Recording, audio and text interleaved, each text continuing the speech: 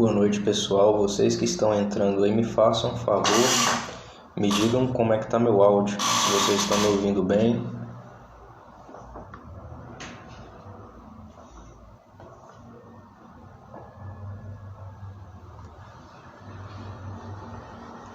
Gente, vocês estão me ouvindo bem? Vocês estão entrando aí? Me dê o feedback aí de vocês.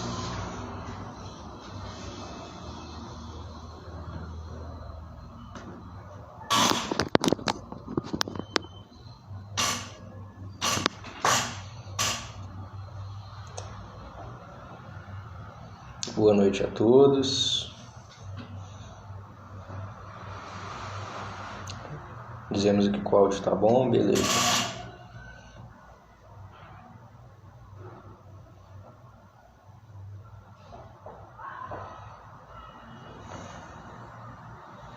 Vamos aguardar o nosso convidado.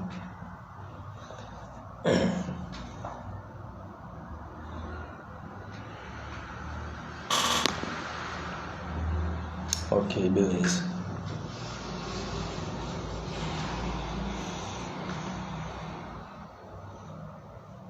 Hoje é um tema muito importante para nós, né?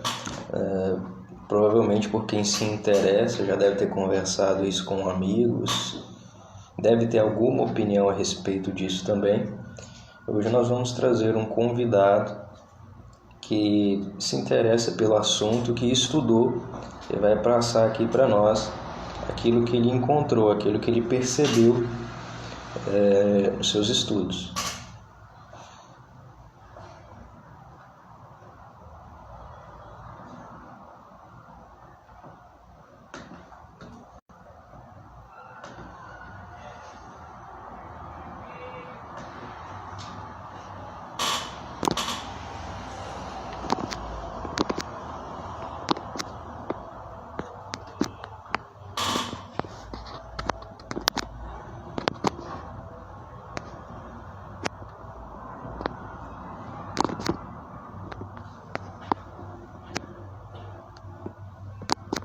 O nosso convidado já entrou aqui, gente.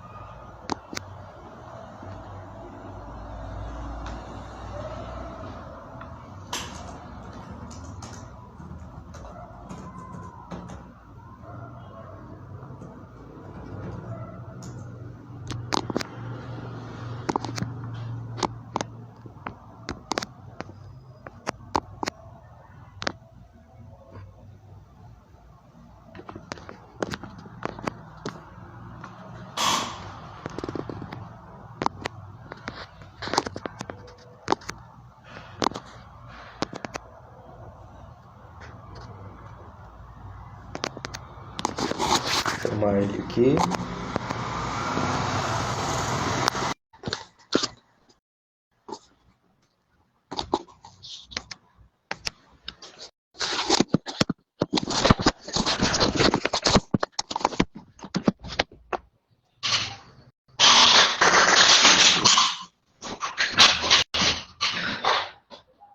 Boa noite, Leandro. Como é que tá? Como é que tá, meu irmão? Tudo certo, graças a Deus. Tudo bem? Dá uma aumentadinha no seu som aí, se tiver como, por favor. Não, tá tudo certo. Tudo certo?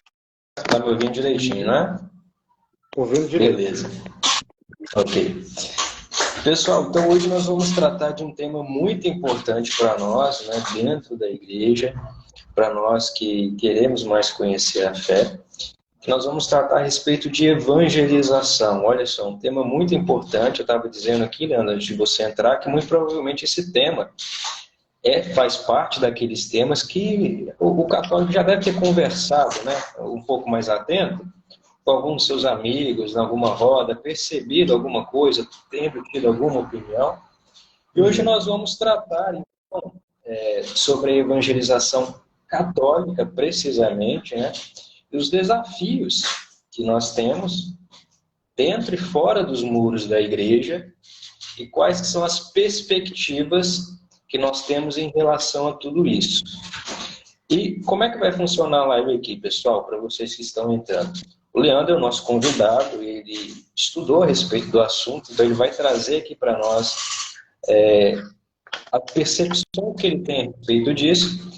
E em relação a isso, enquanto o Leandro vai tratando do assunto, eu fico aqui fazendo algumas interrupções, algumas perguntas, bem como fazendo perguntas de vocês aqui no chat. Eu vou ficar atento a isso, então vocês podem ir mandando as perguntas de vocês, que eu fico atento.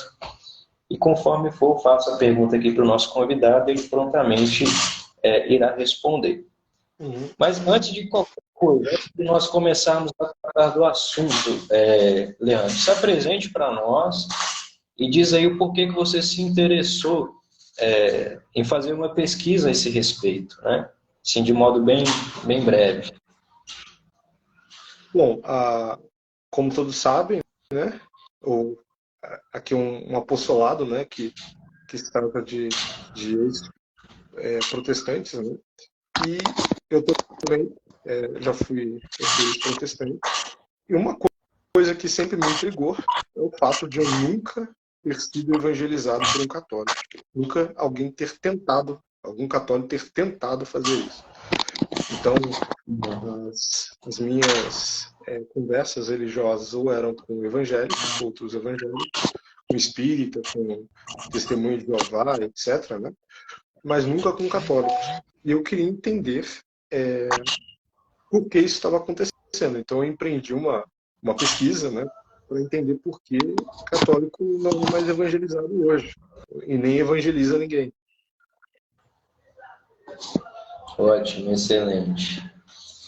Então, pessoal, sem mais delongas, Leandro, você pode começar aí. Tratando do assunto. Tá certo. Eu acho que a primeira coisa importante para a gente ter uma noção do porquê a gente chegou até onde a gente chegou é entender qual é o papel da evangelização.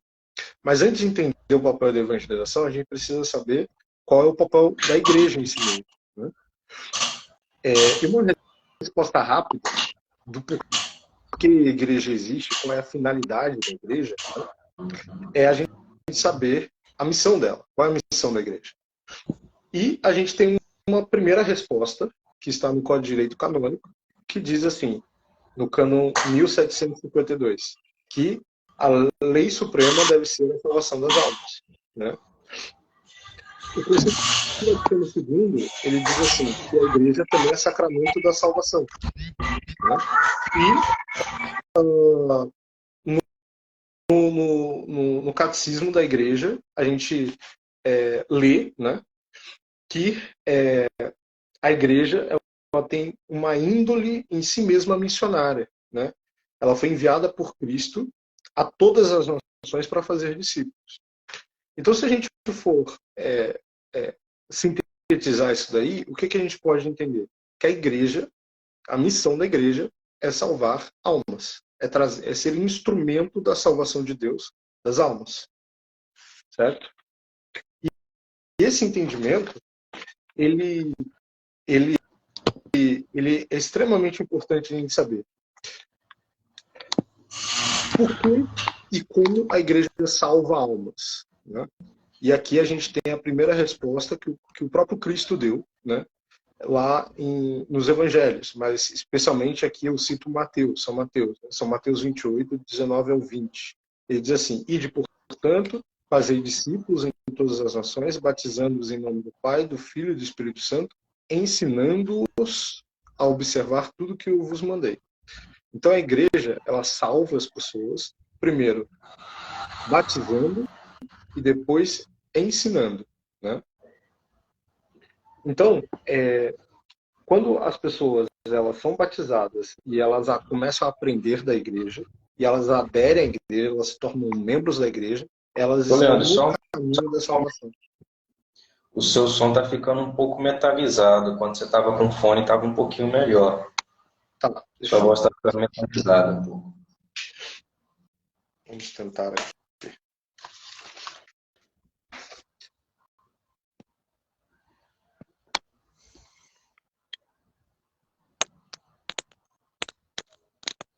E agora? Ok. Ok? Tá bom. Então, o que se compreendeu sempre, né? que a igreja era um instrumento de salvação e que ela salva batizando e ensinando, né? E uma outra coisa também se tornou clara na história da igreja, que foi o ensinamento de que fora dela não há salvação, né? E o que a gente chama em latim de extra ecclesia nulla salus.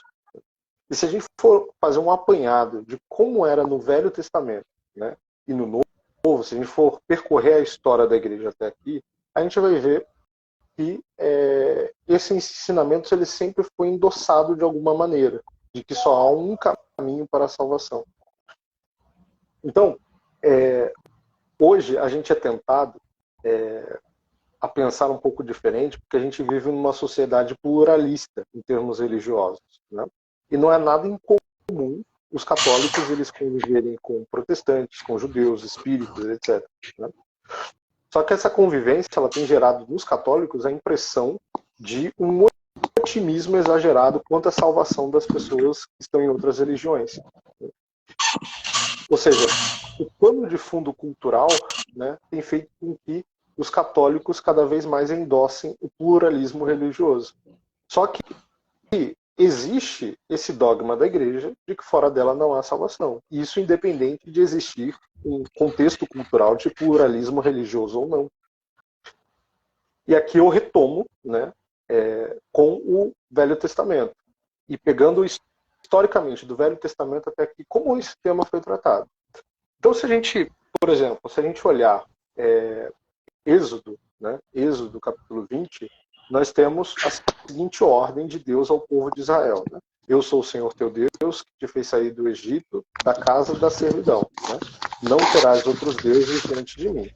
Então, esse é o primeiro mandamento que fala sobre uma exclusividade de Deus e uma recusa, né, ao pluralismo religioso. Quando a gente olha, por exemplo, o livro dos Reis, que conta a história dos reis de Israel após o rei Davi, né, nós temos o seguinte panorama. O rei que é fiel a Deus é abençoado, e o rei que adora falsos deuses, é idólatra, ele é punido, né? Ele é amaldiçoado. Então, em nenhum momento do Velho Testamento a gente vê um endosso ao pluralismo religioso, né? Em nenhum momento ele é visto como algo positivo, né? E no Novo Testamento? O Novo Testamento é assim também?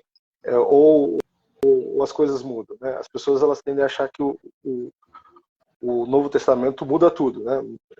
Muda certamente algumas coisas, né? Mas as pessoas pensam que é radical, né? Quando a gente olha para o Novo Testamento, nós observamos o seguinte. Primeiro, né? Os judeus, eles esperavam o advento de uma nova religião? Eles não esperavam. Eles não esperavam o advento de uma nova religião. Eles esperavam o Messias, mas não esperavam que viesse uma nova religião. Cristo, ele trouxe uma nova religião? Não, ele não trouxe uma nova religião. O que ele trouxe foi a perfeição. Ele levou à perfeição a lei dos profetas. Então ele trouxe à perfeição o judaísmo, né, que virou o catolicismo. E Cristo, em vários momentos, né, das Escrituras, ele diz o seguinte: ele traz o exclusivismo religioso. Então, por exemplo, ele diz lá em João 14,6, né, eu sou o caminho, a verdade e a vida, ninguém vem ao Pai senão por mim. E essa afirmação é extremamente importante porque como é que era o cenário da humanidade antes de Cristo? O cenário era caótico. As pessoas elas não sabiam quem era Deus, qual era a sua vontade, e elas buscavam as apalpadelas, né, saber o que ele queria, como conseguir seus favores, né, e muitas vezes permeada de muitos erros, né? Então, para conseguir um favor divino, às vezes era feito carnificinas, né, coisas contra a castidade, né, contra a pureza, etc., né? Então, eram muitos erros. Então, era necessário que Deus realmente encarnasse, viesse com uma revelação para tirar os homens desses erros. e levar a criação a uma perfeição maior.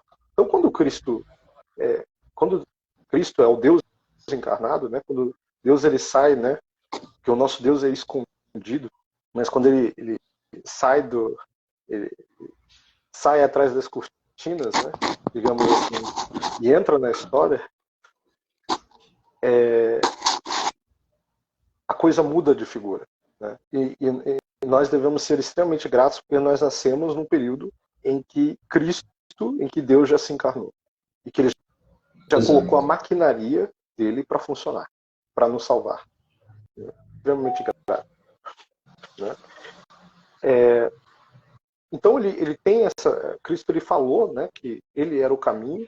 Não há outra religião, outro meio a não ser Cristo para se comunicar com Deus hoje. Né?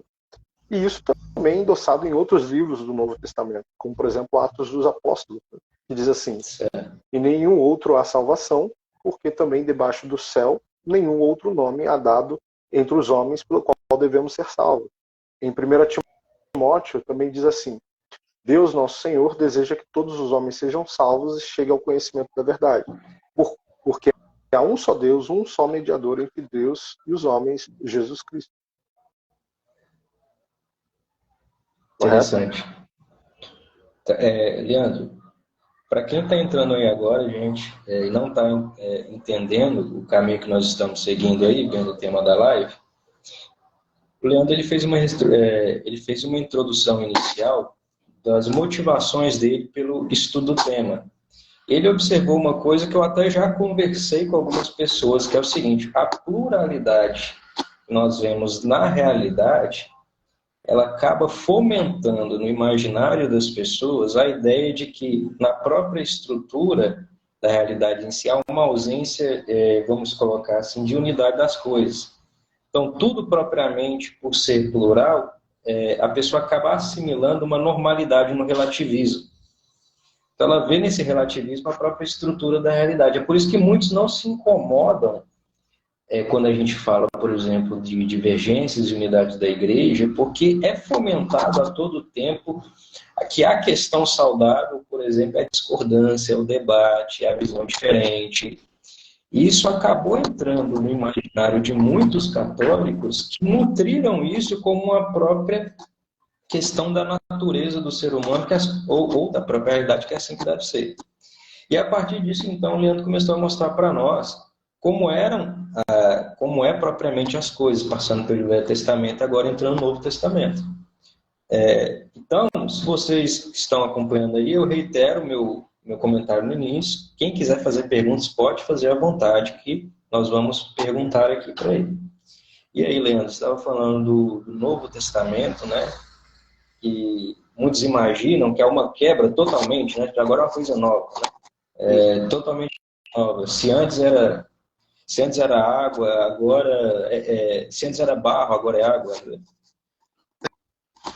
Exatamente.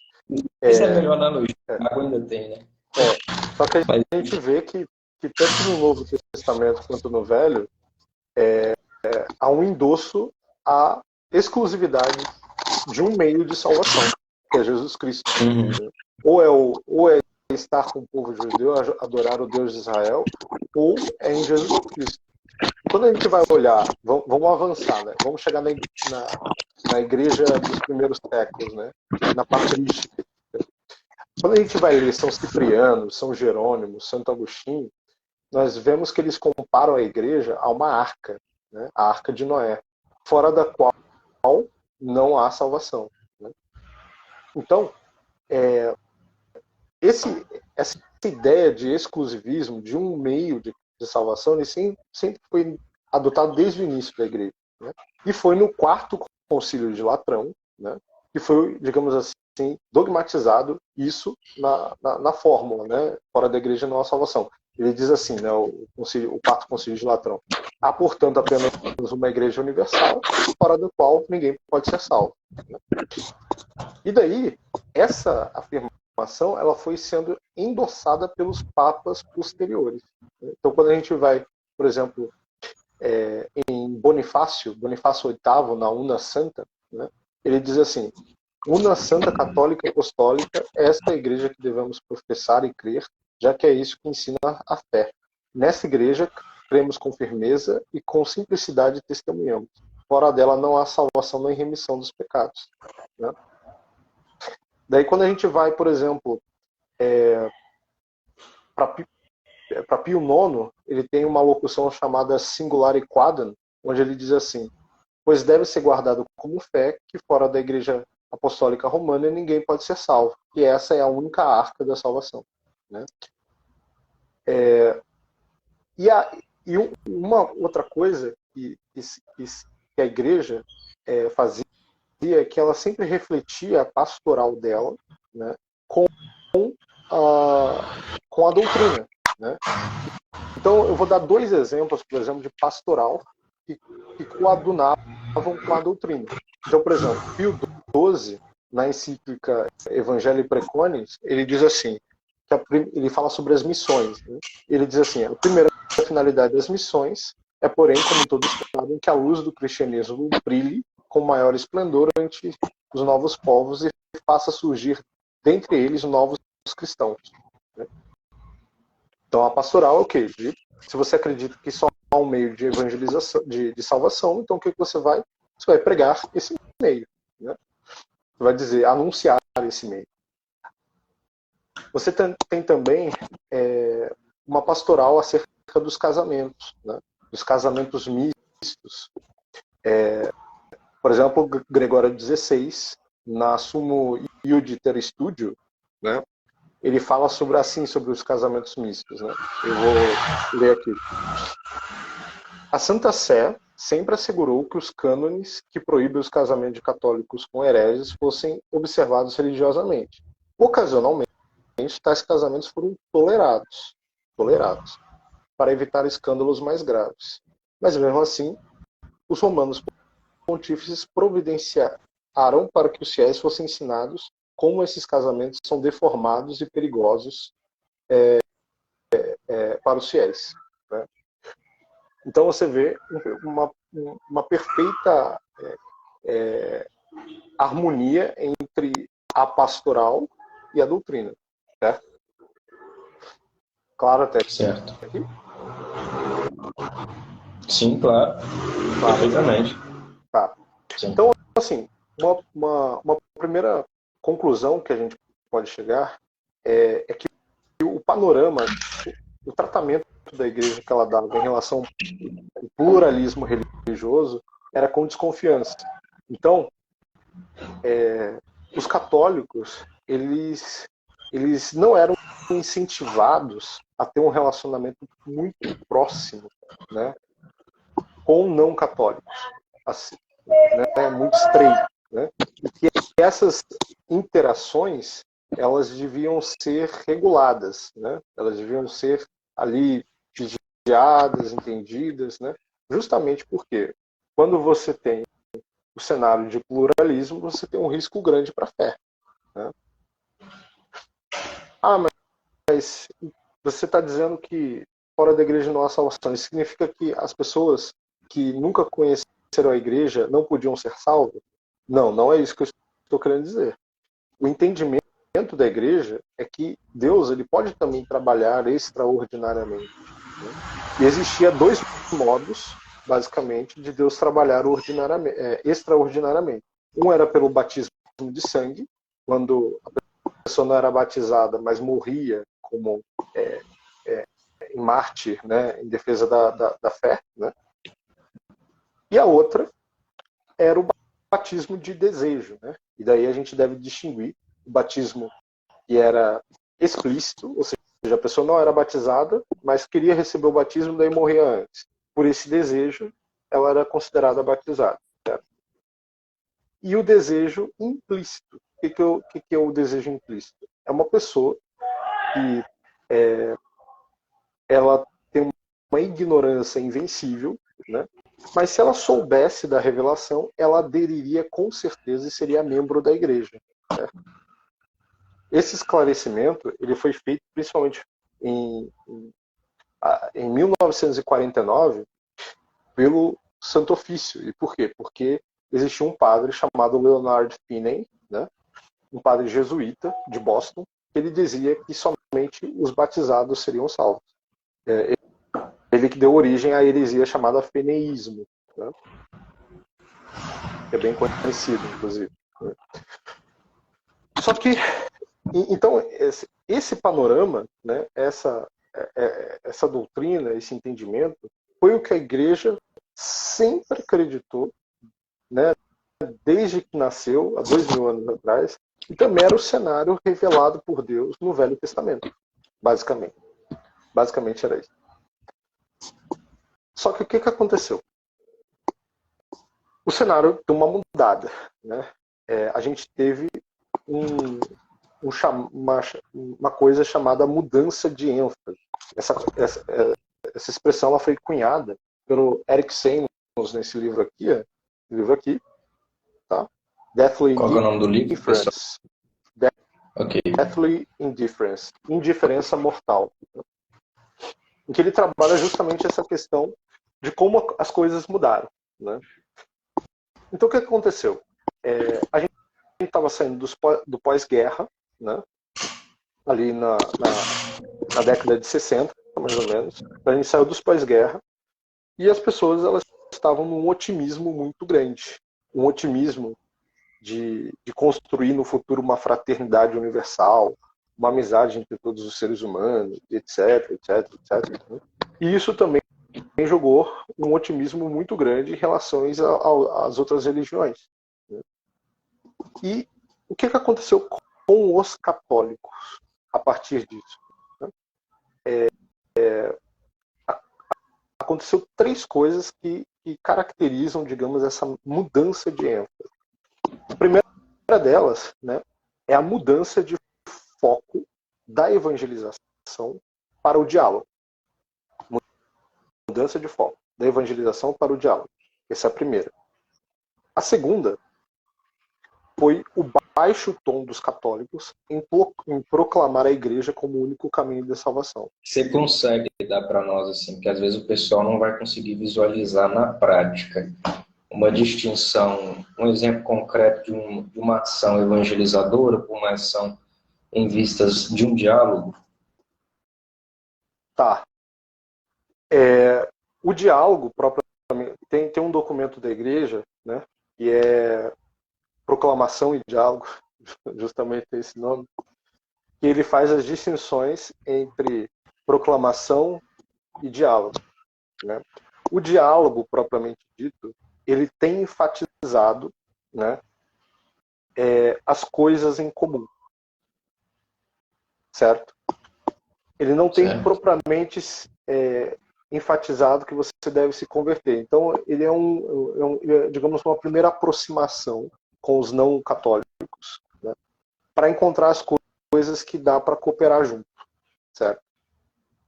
Então, ele não pede de imediato uma conversão, ele não faz um anúncio da conversão.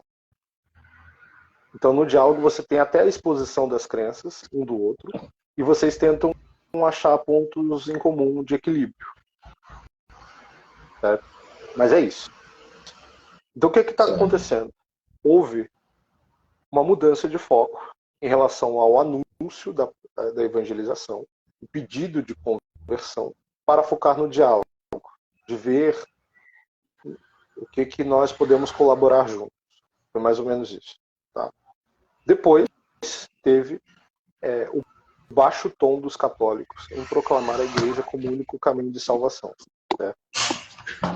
E, em terceiro, é o silêncio dos católicos em relação aos erros das outras religiões para focar nas crenças em comum com os catolicismos, justamente esse aspecto do diálogo que eu acabei de falar, né? Então essas três características, elas marcam essa mudança de ênfase, certo? E aqui vão se posicionar frente a essa mudança de ênfase alguns grupos, certo? O primeiro grupo é o grupo que a gente já falou, né? Que são os exclusivistas. Então, o que os exclusivistas, eles, digamos, pensam? Né? Vamos chamá-los assim, exclusivistas. Eles enfatizam os meios ordinários de salvação, ou seja, a pertença à igreja, os sacramentos e a pregação da doutrina, né? E eles são pessimistas à salvação dos que não recorrem a esses meios. Tá? Eu diria que essa é a posição da igreja, né, que sempre teve. Né, os exclusivistas. Só para deixar claro aqui, quando você diz que não recorre a esses meios, é a forma, né, de Isso. se relacionar com o outro. Isso. Certo. E daí a gente tem um outro grupo, que eles são chamados inclusivistas. E o que são os inclusivistas? São aqueles que eles enfatizam os meios extraordinários de salvação e são otimistas em relação à salvação dos que estão fora da igreja. Certo? Então eles acham que a misericórdia de Deus é muito grande, né? E Deus vai dar um jeito de salvar muita gente, né? Fora, né? De fora. Ou talvez até a maioria das pessoas. E aqui a gente tem diversos níveis, né, de inclusivistas. Nós temos os mais moderados, nós temos os reservados, nós temos os expansivos. Os expansivos, eles são aqueles que se aproximam muito do universalismo, certo? Eu posso citar aqui 2 teólogos em relação a isso. Um é o Balthasar, o João Balthasar, que ele chegou a afirmar que talvez o inferno possa estar vazio. Né? E o outro é o Karl Rahner, que ele cunhou a teoria do cristianismo anônimo, que depois eu vou falar aqui também. Certo? Digamos, exclusivistas e inclusivistas, eles estão, digamos, no espectro ainda ortodoxo da igreja. Embora eu penso comigo que somente a posição do exclusivismo é compatível com a missão da igreja na pastoral, né? É o que realmente mostra a urgência da evangelização. Tá? Mas fora da ortodoxia, nós temos outros grupos também. Nós temos o grupo que a gente já falou, que é o feneísmo, né? Os feneístas, que eles acreditam que só aqueles que são batizados são salvos. Nós temos os pluralistas, que acreditam que você estando na sua religião, independente de qual seja, você pode ser salvo nela, você vai ser salvo nela. Né? E nós temos, enfim, o universalista, que acredita que todo mundo vai ser salvo. Certo? Então, são esses os grupos que se posicionam frente a essa mudança de ênfase. Até aqui tudo bem? Tudo certo. E a respeito disso, o Leandro, só para ficar claro aqui, os exclusivistas são aqueles que entendem que a salvação só é possível através dos meios ordinários e porque, por consequência, extraordinariamente, os outros estariam fora ou, como eu acabei de dizer, extraordinariamente podem, por conta de uma série de fatores, fazer pertença à igreja e assim sucessivamente à salvação. Os exclusivistas. Os exclusivistas. Tá. Os exclusivistas, como eu falei, eles enfatizam, eles não negam os meios extraordinários, mas eles enfatizam os meios ordinários e são pessimistas para quem não procura esses meios ordinários, né? Para quem está fora desses meios ordinários. Então, um exemplo bem simples, né? Porque a igreja ela tem saciedade de vocações sacerdotais. Porque é sempre incentivado vocações sacerdotais. Porque, em regra, onde não há padres, as pessoas não se salvam. Essa é a grande questão. Em regra, onde não há padre, as pessoas não se salvam. Não tem quem dê a confissão, não tem quem dê a extrema-unção, não tem quem batize. Então, a situação fica... Né? Então, essa é mais ou menos a posição dos chamados exclusivistas. Eu diria que na percepção de que eu tenho, assim, observando nas paróquias, conversando com algumas pessoas, eu conseguiria resumir esses grupos a 2 de modo geral, apesar dos graus de diferença que você fez. aqueles que às vezes tentam ser um pouco mais ortodoxos em relação à fé, mas que por conta de alguma falta de instrução a respeito disso acabam caindo na heresia condenada que você citou. Então, é aquele por exemplo, se a pessoa não for batizada, eu conheço pessoas assim, vai dizer que o outro não tenha possibilidade de modo algum de salvação. Inclusive, quando nós mencionamos o dogma da igreja, fora da qual não há salvação, né, isso é por conta de Cristo, não há salvação fora de Cristo, no primeiro momento o que as pessoas intuem é justamente heresia. Elas querem dizer justamente, elas intuem que nós queremos dizer algo que a igreja condena. E o outro grupo, eu diria que esse outro grupo realmente está mais próximo do universalismo. O que eu estou querendo dizer assim, de pessoas que é mais fácil de você perceber. As sutilezas menores, eu diria que é para uma pessoa pessoas mais seletas, mais assim, o meio mais comum ou aquele outro que acha que assim, tá fácil para todo mundo ou tá difícil para a maioria, só um pequeno grupo, como a heresia keynesiana, se salvaria, por exemplo. É isso que eu percebo conversando com as pessoas e observando. Uhum. Tem realmente isso, né? Eu diria que os inclusivistas eles estão muito próximos dos pluralistas e dos universalistas. Né? A tendência geral é essa. Né? E os exclusivistas é só por exagero que eles se tornam feneístas. Sim. Certo? Mas então tá, vamos continuar agora tratando desses pontos, né, dessas características. Eu citei que a primeira característica da mudança de ênfase é sair da proclamação do evangelho ao diálogo. Né? E aqui a gente precisa pegar um contexto, né?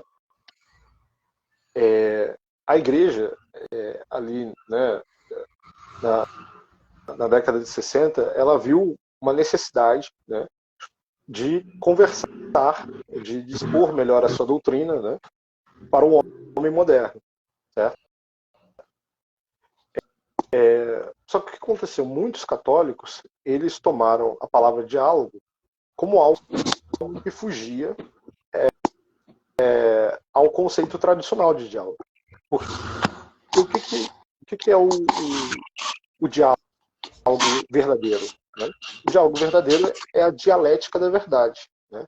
A metanoia para a verdade, a conversão para a verdade. Então você conversa com uma pessoa e ambos estão lutando, né, para mostrar a verdade um ao outro. Né? Ou um deles, que está numa posição, né, verdadeira, né, tenta mostrar para o outro, olha,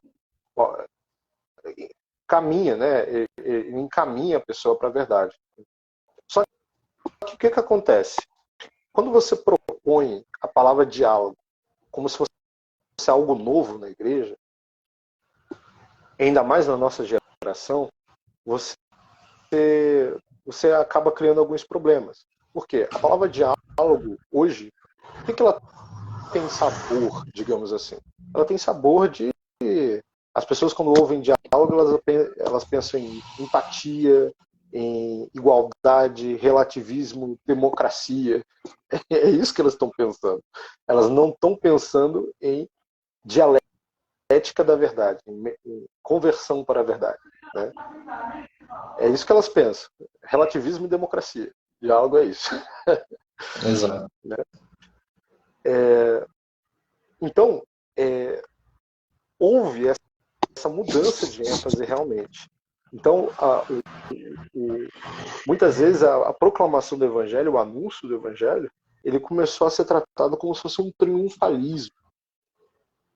Sabe? Uma coisa desonesta de você fazer com as pessoas. Quando, na verdade, é uma caridade imensa. Você proclamar que Deus encarnou e se encarnou revelando algo para tirar o ser humano do erro. Né? Então, esse é um aspecto. Né?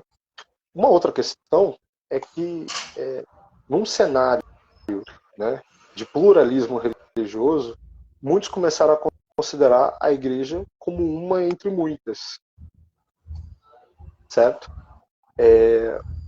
E nós tivemos alguns teólogos que eles começaram a trabalhar, digamos assim, nessa questão de que a igreja não era um único caminho de salvação. E aqui a gente entra no Karl Rahner, né? Karl Rahner, ele era um teólogo jesuíta e ele foi um teólogo que ele pensou a tese do cristianismo anônimo. E o que é o cristianismo anônimo?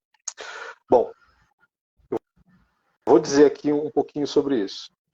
Karl Rahner, ele tinha uma tese de que chamada de, ele cunhou de existencial sobrenatural. E o que é o existencial sobrenatural, né?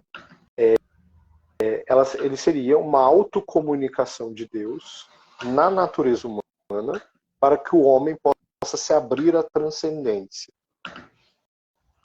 Daí você fica pensando, cara, o que é isso, né?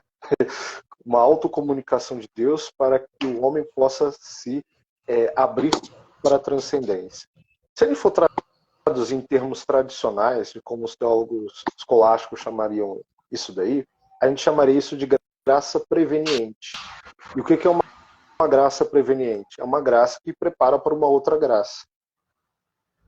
Certo?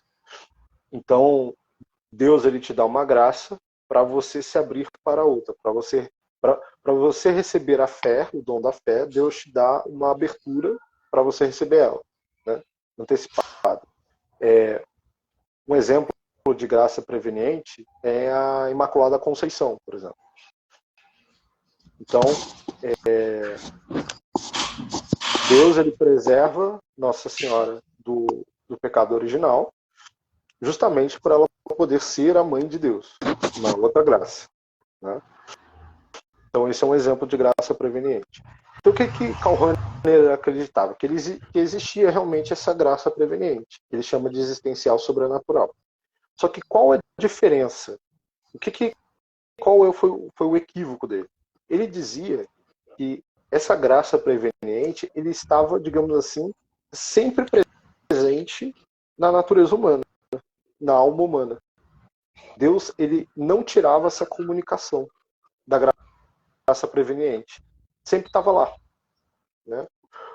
O que, assim, é um evidente erro, porque nós temos as escrituras sagradas que mostram, por exemplo, o caso de Faraó, né, na terra do Egito. Faraó, ele teve o coração dele endurecido, porque ele não queria libertar o povo, né, para Moisés. E o que significa o endurecimento do coração? É justamente Deus retirando a sua graça, né? Um outro ponto é quando Jesus fala, né, Cristo fala, que Deus escondeu certas coisas dos sábios e dos entendidos e deu aos humildes. O que são os sábios e entendidos? São os soberbos. Né? Então, Deus, às vezes, ele pune, né, os pecados contra a fé com mais ignorância, tirando a graça do entendimento.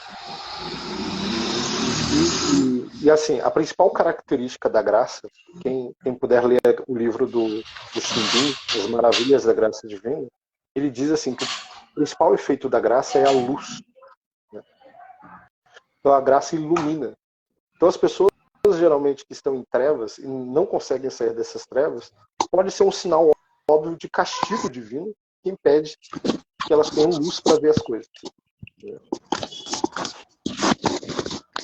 Então, assim, claramente, Deus ele pode retirar essa graça preveniente, certo? Só que Karl Rahner ele não acreditava nisso. Ele acreditava que essa graça ela sempre estava comunicada à natureza humana. E por que ele formulou isso? Porque, veja, na época dele, o ateísmo na Europa estava crescendo muito, certo? E ele queria encontrar uma maneira, ele já era um otimista em relação à salvação das pessoas, né? E ele estava querendo encontrar uma maneira de explicar isso. de explicar que mesmo com o crescimento do ateísmo, isso não significava necessariamente uma rejeição das pessoas à sua orientação fundamental a Deus. Né? Então, o que ele fez? Ele fez uma tese em que todos possam ser, de algum modo, cristãos. Né? Então, ele diz assim, que se você tem uma graça preveniente, uma graça que está sempre comunicada, você também tem um meio de respondê-la, né? Responder a essa graça. E ele diz que o ser humano, ele responde a essa graça preveniente, que está sempre nele, fazendo o quê? Obedecendo a sua consciência. Então, seguir a consciência virou um modo de responder a Deus, mesmo você sendo ateu, mesmo você sendo hindu, enfim. Porque é impossível um ser humano não seguir de algum modo a sua consciência. Né? Aí você diz assim, tá, mas se a consciência da pessoa ela for errônea, se o que a consciência mandar for um pecado mortal, daí o que ele fez? Ele fez a distinção entre pecado grave cometido e culpa subjetiva, que é uma coisa que está muito em voga hoje, essa distinção que as pessoas fazem. Então ele diz assim, embora o pecado externamente seja grave, internamente ele pode ser leve. Né? Isso de fato existe, isso pode acontecer, né? Mas ele tinha um otimismo em relação à maioria das pessoas em relação a isso. Né?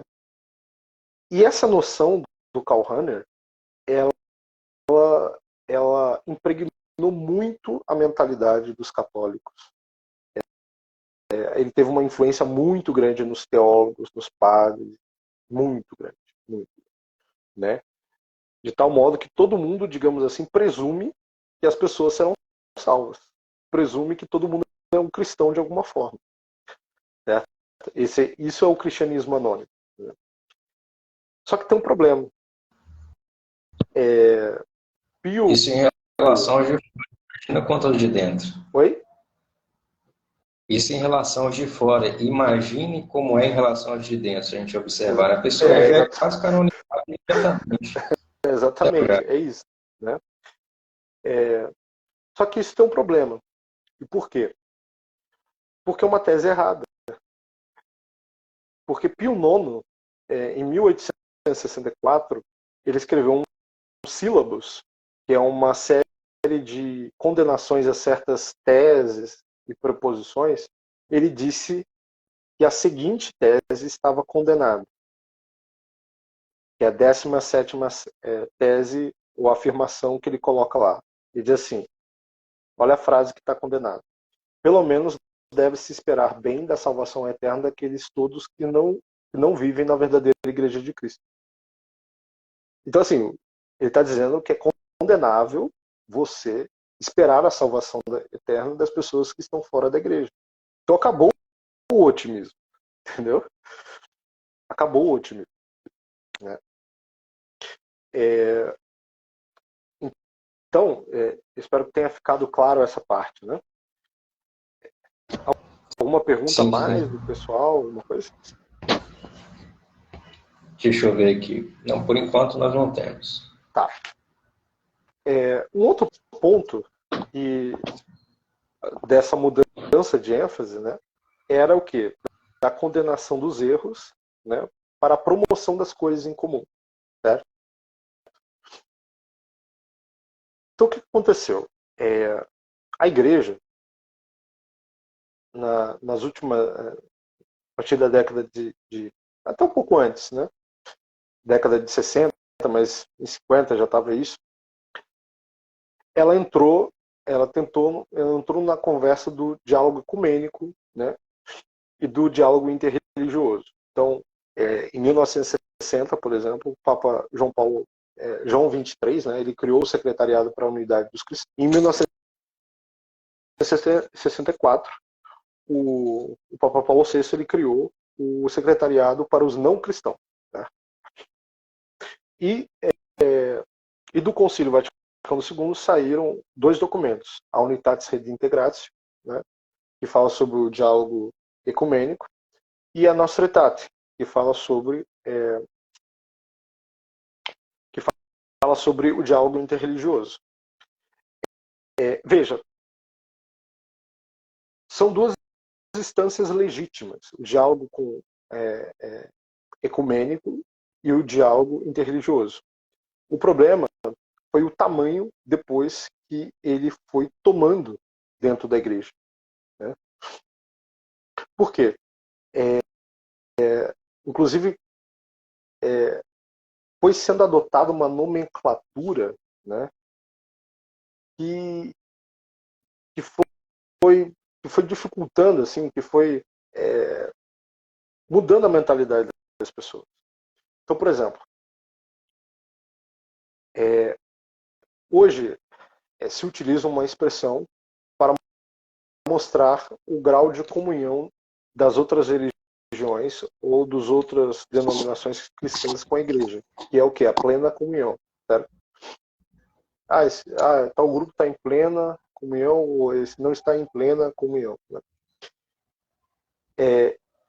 Esse termo ele foi usado, né, para mostrar os elementos eclesiais vivos em outras denominações.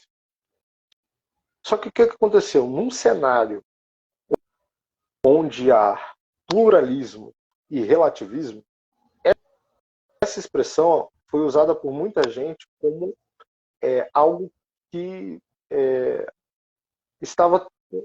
que mostrava uma preocupação excessiva em apontar como as outras religiões também podem salvar. Foi enveredado para esse lado. Não era a intenção, obviamente, mas foi enveredado para esse lado, né? Então, a gente tem... Isso foi mudando a mentalidade de muitos católicos, né? A tal ponto, por exemplo, de um diretor executivo do Secretariado para o Ecumenismo e Relações Interreligiosas da CNBB dos Estados Unidos, o nome dele é John Crossing, né, em que ele diz assim, nós católicos não abraçamos mais uma teologia do retorno. Em vez disso, acreditamos que à medida que todos nós buscamos uma conversão mais profunda a Cristo, estamos chegando ou nos aproximaremos um do outro. Então ele diz assim, ele recusa uma teologia do retorno.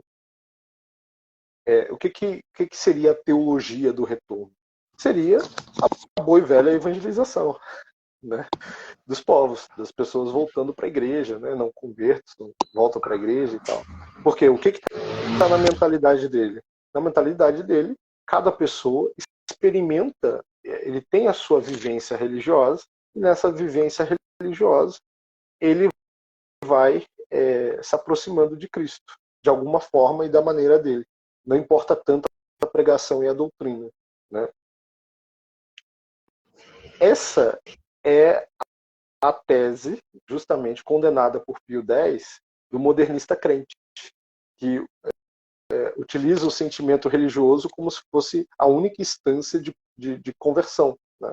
E ele recusa a doutrina da igreja, os dogmas, etc., e o que vale é o experimentalismo, digamos assim, religioso. Então, isso foi uma coisa mudou muito a mentalidade, né, dos católicos nos últimos anos, né? O Papa João Paulo II, ele até tentou corrigir esse rumo que estava tomando. Ele tentou fazer isso promulgando um documento chamado Redemptoris Missio e também um documento chamado Diálogo e Proclamação, que eu já falei aqui, né?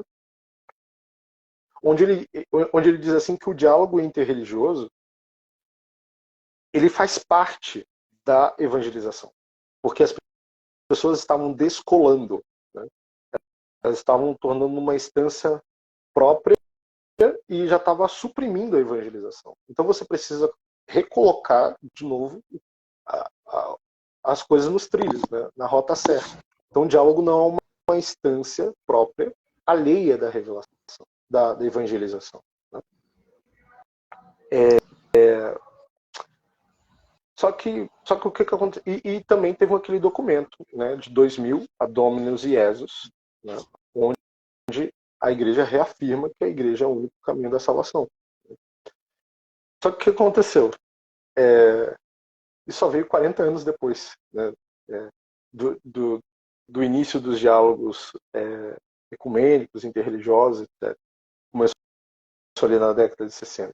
Então foram 40 anos de atraso que dificultaram muito, né? Se passaram 4 gerações, né? E pensando do jeito errado, né? E há uma característica muito grande desse diálogo, né? Primeiro, ele é estéril, né? Ele não chega a lugar nenhum, né? Muitas vezes, né? O diálogo que está sendo tomado hoje em dia, né? Então o que ele faz? Ele apenas enfatiza o conhecimento cultural das outras religiões, né? E a reunião mútua dos religiosos, das religiões, para causas meramente políticas ou terrenas, né? Como a paz mundial, combate à pobreza, sabe? Essas coisas, né? Depois, ele acaba desestimulando a evangelização individual de cada pessoa, né? Para se tornar um diálogo institucional entre as religiões. Então você troca a evangelização concreta de cada indivíduo para o discurso político e diplomático. Exato, Leandro. E eu percebo uma coisa em relação a isso, que esse esvaziamento de sentidos, que gera toda essa generalidade das coisas, ela faz com que nós estejamos falando com as mesmas palavras, mas querendo dizer coisas diferentes o tempo todo. Então, o pessoal não se entende porque o que está sendo dito não é a mesma coisa. Embora esteja usando as mesmas palavras, os signos das coisas estão completamente diferentes. Então, por exemplo, nisso tudo que você falou, desse entendimento exagerado, exacerbado, que é muito comum da gente ver. Então, por exemplo, vou dar só um exemplo, né? Que acontece, que já aconteceu. Por exemplo, o padre está lá levando Cristo no ostensório e um pastor protestante está lá orando lá na frente, dizendo que isso é verdadeira comunhão de fé. Isso não é. Olha, dizendo que isso é o verdadeiro ecumenismo. Isso não é o verdadeiro ecumenismo. Isso é relativismo, né? Mas a gente percebe que na prática, embora não se tenha mudado propriamente o entendimento da igreja oficialmente, enquanto os documentos e tal, a gente percebe que no discurso e muitas vezes na prática pastoral a coisa está muito diferente. De fato, né? Então, assim, ao mesmo tempo que se diz que a igreja é missionária, né? A gente é engraçado, porque a gente ouve muito, né? A igreja tem que ser missionária, mas missionária não existe mais aquilo. Tem que ser. Pois é, mas daí você vai na pastoral, vai na prática, e daí qualquer tentativa de evangelização, ela é sufocada, ela é sabotada, né? Então, mas é por quê? Porque o que significa evangelização para algumas pessoas? Significa simplesmente o bom convívio, né? O bom convívio e a comunicação simples da experiência religiosa. Só isso. Não é um apelo a uma conversão. É simplesmente mostrar o quanto você é feliz sendo quem é. Certo? Inclusive teve um bispo, né, esses dias aí, que falou que a JMJ não era para converter ninguém, que era simplesmente para cada um dizer o quanto era feliz sendo católico, sendo muçulmano, etc. É isso que é evangelização, é isso que é missionariedade para algumas pessoas. Então, e faz parte desse diálogo estéril não fazer qualquer apelo à conversão das pessoas. Um outro ponto também desse diálogo é justamente a relativização da intenção católica no diálogo. Então, muitas vezes, o católico e o não católico, eles são colocados no mesmo patamar, como se eles dois fossem dois viajantes aventureiros, né, que desconhecem a verdade e estão tentando juntos buscá-la. Quando, na verdade, não é isso. Não é isso. O católico, ele não está partindo, ele não está fingindo que não sabe a verdade. Ele sabe a É verdade. quase como, eu percebo, é quase como se a gente tivesse que aderir à premissa obrigatória que enquanto nós vamos ter algum relacionamento, a nossa intenção primeira deve ser de não converter, mas de fazer um bom convívio. É, E antes que alguém entenda errado, a gente não está falando de conversão aos gritos, aos berros, não é nada disso que a gente está dizendo.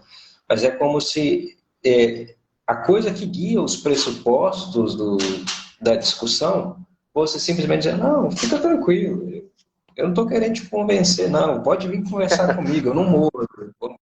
é exatamente isso. Na verdade, o apostolado, ele tem senso de oportunidade, né? Assim, tem um livro do Royo Marin, que é Jesus Cristo, o nome do livro, né? Ele fala sobre a vida, a encarnação, né? As consequências da paixão de Cristo sobre nós, né? Da salvação. Faz um apanhado geral, né? Uma das coisas que ele fala sobre o apostolado é justamente isso, que o apostolado, o que ele visa? Fazer discípulos.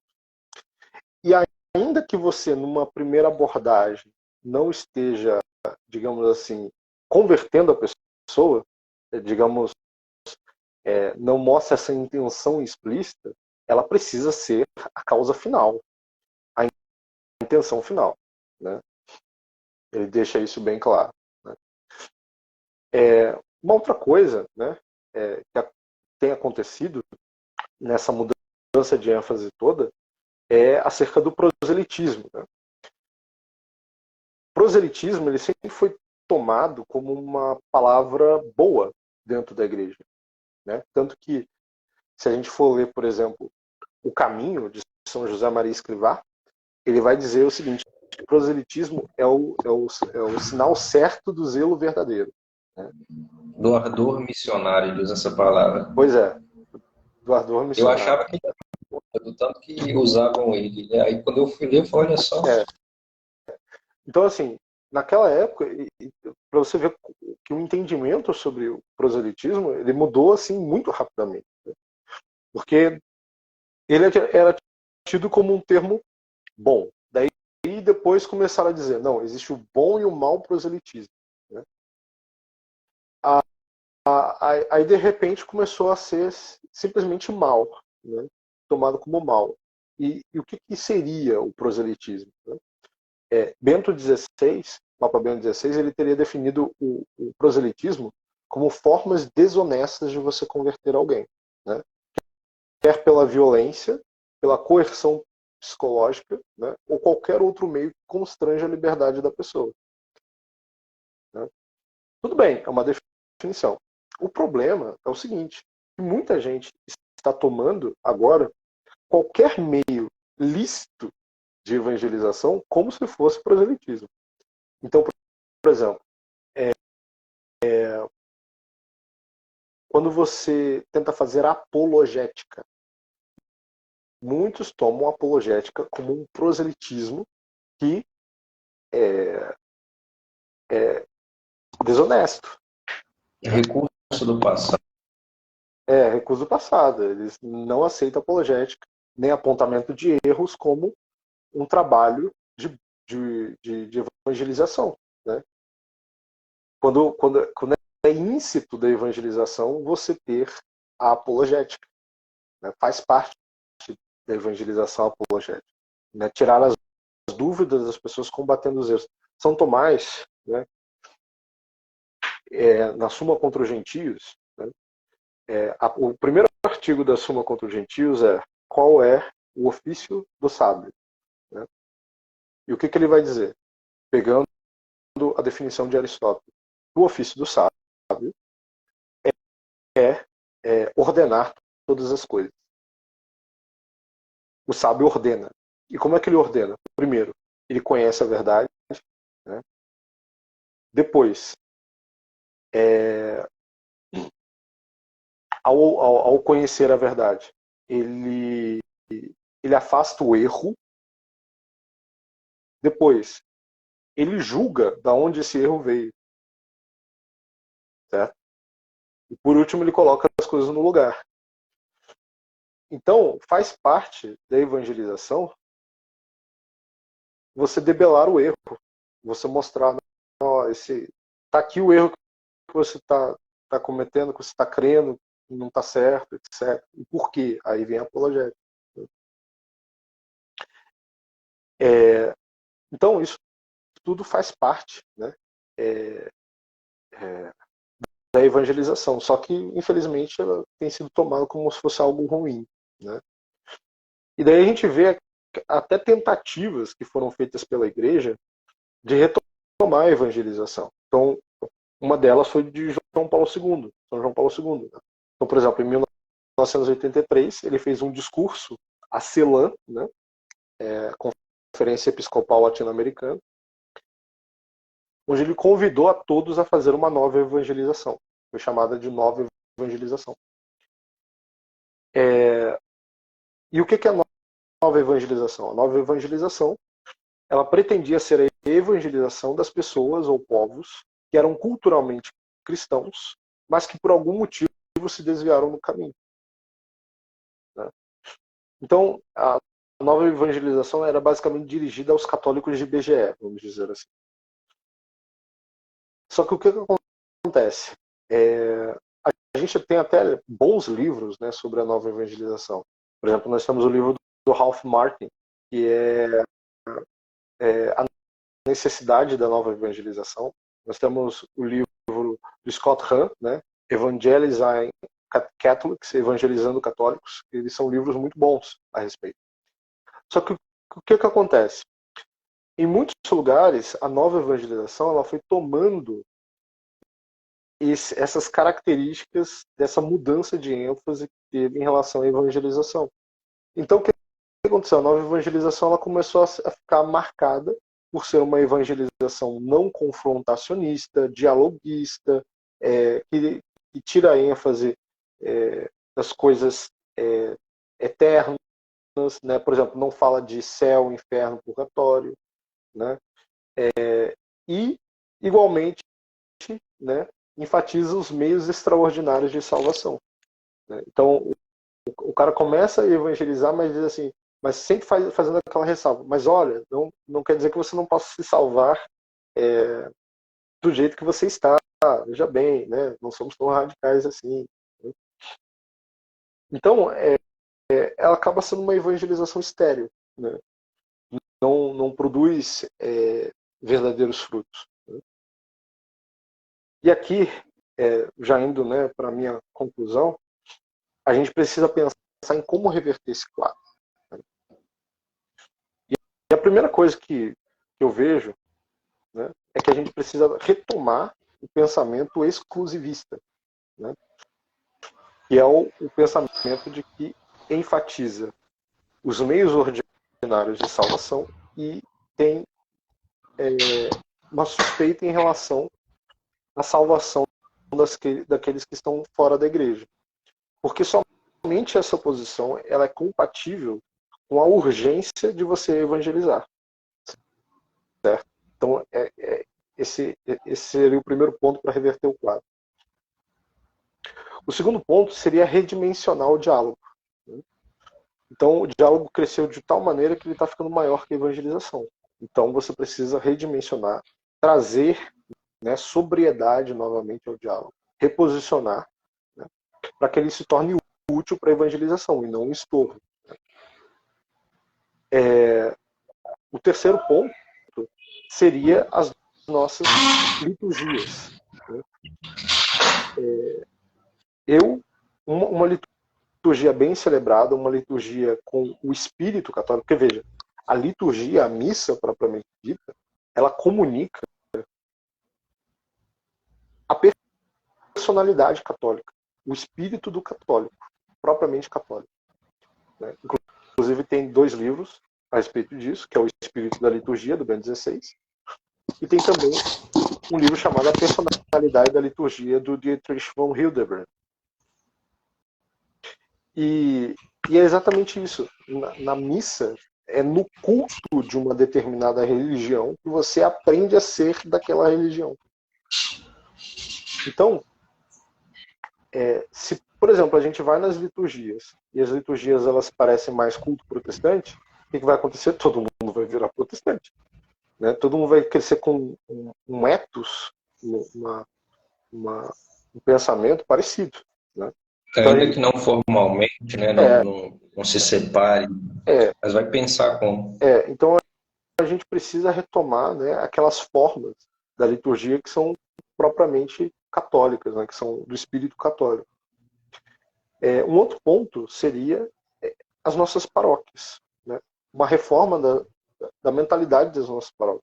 Porque, veja, as nossas paróquias hoje, elas parecem clubes sociais. Elas parecem empresas, né? Clubes sociais, empresas, enfim, para alguns serviços públicos, né? Onde as pessoas elas veem uma oportunidade de terem cargos, né? Eu sou vice-coordenador da catequese, não sei da quanta. Eu sou coordenador do Ministério de Música, blá blá blá, sou vice dos coroinhas e não sei o quê. Cara, quanta bobagem. O que é a igreja? O que é uma paróquia? A paróquia, ela é a presença da igreja e de Cristo numa determinada localidade. E é isso que as pessoas precisam sentir. Né? Quando uma pessoa vai na igreja, ela não pode sentir que o padre é um presidente, né, daquela igreja, né? Um gestor, um diretor daquela igreja. Ele tem que pensar o padre como a própria palavra diz, um pai. Né? Um pai espiritual que guia as outras pessoas. Né? Então, elas precisam ir para as paróquias e ver naquelas paróquias, e lá elas vão aprender a doutrina que Cristo ensinou, e que lá elas vão ter um verdadeiro culto espiritual a Deus. Né? Esse é o ponto. E elas também precisam entrar, né, nas paróquias e perceber que ali é um verdadeiro hospital. Né? O Papa Francisco ele fala, né, que as igrejas têm que ser um hospital. Mas vamos entender o que seria esse hospital. A igreja ela precisa ser. O que tem num hospital? Primeiro, tem a revelação das nossas feridas, né? E depois a medicina para elas, a cura para elas. Né? Então, as nossas paróquias elas precisam ser um ambiente, né, onde as pessoas vão, elas veem as suas misérias, mas elas se sentem impelidas a mudar, a se converter. E aqui eu peço licença até para citar um livro, né, que é do Ralph Martin, que é esse daqui, vou mostrar para vocês. Fica à vontade. Esse, A Church in Crisis, né, Pathways Forward, onde ele tem uma citação muito interessante sobre essa questão da igreja como hospital. Né? Ele diz assim, que o propósito de um hospital de campanha é trazer cura e restaurar os pacientes ao engajamento ativo na vida e na missão da igreja, e não afirmá-las em seu estado ferido. Né? Então a finalidade de acolher pessoas na igreja é acolhê-las para um verdadeiro encontro com a pessoa de Cristo, sua verdade, amor e santidade, e atraí-las para uma profunda fé, arrependimento e conversão, e abraçar o seu batismo com identidade de discípulos missionários.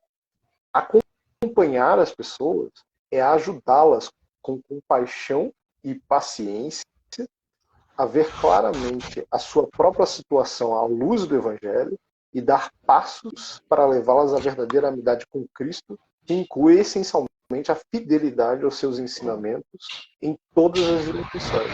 Ele continua. Não é misericordioso esconder das pessoas a verdade sobre Jesus, seus ensinamentos e suas situações. Não é misericordioso permitir pessoas enganarem a si mesmas ou serem enganadas e não desafiarem a falsa sabedoria do mundo, da carne e do diabo que envolve a cultura de hoje. Se não chamamos as pessoas para tomar a sua cruz e morrer para o mundo, a carne e as seduções do diabo, não estamos pregando o verdadeiro evangelho. Só Deus pode julgar a culpabilidade do coração humano. Mas o nosso trabalho é chamar as pessoas para a salvação, para a justiça, para o arrependimento, para uma vida de santidade e missão. O foco do nosso ministério não deve ser determinar a culpabilidade, mas levar a santidade. Então, achei belíssimas as palavras do Ralph Martin, né, que exprimem como a gente pode, como a gente deve reverter esse quadro da evangelização dentro da igreja hoje. Então, basicamente eram essas reflexões que eu queria trazer hoje, né? Espero que... Maravilha, meu irmão. Olha, eu queria fazer várias perguntas aqui, mas a gente está com o horário adiantado. Eu vou fazer uma só, vamos ver se o pessoal manda aqui. Eu queria te perguntar o seguinte, em face de tudo aí que você expôs, da última citação, o leigo, enquanto ação concreta, pessoal, muitas vezes, ou até em nível de iniciativa, o que ele poderia fazer? Tendo conhecimento já de antemão da sua condição de leigo, né? Porque eu percebo, Leandro, o seguinte, muitas pessoas em face desses problemas que nós temos de evangelização, às vezes até de falta de zelo com a liturgia, elas têm recomendado remédios que são muito particulares de forma geral. Então, é como se todo leigo que percebesse isso tivesse uma vocação para salvar a sua paróquia local. Como assim, pô, eu vou entrar lá, vou no Ministério da Música, vou ser catequista, e com meus esforços, paulatinamente, com paciência e graça de Deus, as coisas vão ser mudadas. É claro que nós cremos na graça de Deus, é claro que nós queremos que Deus mude, isso aqui não está em jogo. Mas o que está em jogo é que muitas vezes aquele remédio que é muitas vezes particular, como por exemplo, o que é um remédio particular? Vou citar um exemplo. Aquela questão de você ir numa missa mal celebrada para oferecer a Deus, certo? Você não pode simplesmente ficar recomendando isso à torta e à direita para qualquer pessoa, né? Um recém-chegado, uma pessoa que não é tão virtuosa, que não amadureceu na fé. Você vai estar colaborando, incentivando isso para a pessoa, porque ela perca a fé muitas vezes. Né? Então, isso é uma coisa muito particular. Então, o que o leigo ele pode fazer nesse nível, já que ele vai se deparar com certas coisas que podem, muitas vezes, se levantar como barreira? Tá. Assim, não tem muito segredo, né? O Roy Marin, o teólogo, né, ele tem um livro que se chama Teologia da Perfeição Cristã, né? E ele tem um livro menor, que é um compêndio, que se chama Ser ou Não Ser Santo, Eis a Questão, né? E uma das coisas que ele fala é que o papel próprio do leigo é a consagração no mundo, né? Tornar todas as instâncias que ele vive sagradas, né? E, aliado a isso, ele precisa fazer o apostolado no próprio ambiente, utilizar as suas circunstâncias, né, para fazer um bom apostolado. Então, claro, como você falou, não é possível você recomendar um remédio para todo mundo, obviamente. Então, cada pessoa ela vai ter que encontrar em sua circunstância específica. Então, por exemplo, onde eu trabalho, né, ao costume, é um lugar onde as pessoas são católicas, né, há o costume de fazer a partilha do Evangelho, né, no início do dia, rezar e fazer a partilha do Evangelho. Então, a gente faz. Ali é uma oportunidade de fazer apostolado, de expor a doutrina da igreja, né? Então, eu sempre busco fazer uma pequena catequese ali, né, dos pontos do Evangelho do dia e tudo mais, né? Eu acho isso muito, muito importante, né? Com seus amigos pessoais, né? Às vezes você pode dar um livro, né, que possa ajudar, um livro que não seja enfaticamente, né, religioso, né, mas que encaminhe as coisas. Então, Eu sempre recomendo muito os livros os livrinhos da Quadrante, por exemplo, que falam sobre as virtudes, né? A fortaleza, a constância, né? Porque aquilo aos poucos vai ordenando, né, a alma das pessoas. Né? E no nível da igreja, né, aí você vai ter que encontrar suas possibilidades reais do que você pode fazer. Né? Então, o que eu sempre sugiro? Sempre ir nas melhores missas que você encontrar, né, os melhores ambientes, fazer aquilo frutificar, começar um apostolado ali, se for possível. Né? Se não for possível, aí sim você tenta um remédio, você pode tentar um remédio mais particular. Então, se a catequese está muito ruim, você vai lá e fala, ó, me disponho a fazer a catequese aqui das pessoas, né, começando alguma coisa, se não tiver jeito. Né? Então seria basicamente isso que eu diria para as pessoas.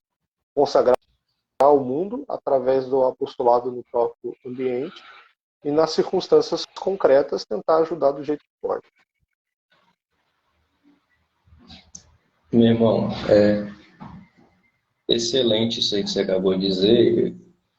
Eu gostaria de poder continuar conversando com você. Me lembrei até de uma fala do padre José Eduardo que eu vi recentemente num vídeo, que ele lembrando a respeito da evangelização dos jesuítas quando vieram. Então, vendo que a coisa era muito difícil, eles primeiro precisaram formar o povo ali para depois evangelizar. E a gente está meio que assim também, né? Então, eu lembro disso quando você citou o livro não explicitamente religioso, mas que ajude a ordenar as coisas para você vir com a semente do Evangelho. Exato. Então, eu gostaria de te perguntar muito mais coisas. Eu acho que tem muita coisa boa para a gente comentar, mas eu acho que a gente precisa. Vamos encerrar por aqui, porque já está dando quase 2 horas. Você tem algum recado final, alguma coisa que você gostaria de dizer sobre o assunto? Não, eu só queria agradecer a oportunidade de poder conversar esse assunto. Esse assunto, para mim, é super importante. Né? Eu sempre que posso falo dele, né, da questão da evangelização. Eu acho que é um tema que a gente precisa retomar. E gostaria de fazer um chamado, né, para as pessoas a tomarem isso a sério, né, a não perderem as oportunidades que elas têm de levar Cristo para as pessoas, do jeito delas, das circunstâncias delas, com inteligência, com sagacidade, né, tendo aquela esperteza do justo. Era isso que eu queria dizer. Excelente, meu irmão. Muito obrigado. Então, nós vamos nos despedindo aqui, encerrando essa live. Fiquem com Deus. Quem sabe, numa próxima oportunidade, a gente volta a falar desse assunto novamente. Certo, meu irmão? Muito obrigado, viu? Obrigado, eu que agradeço. Até mais. Até mais.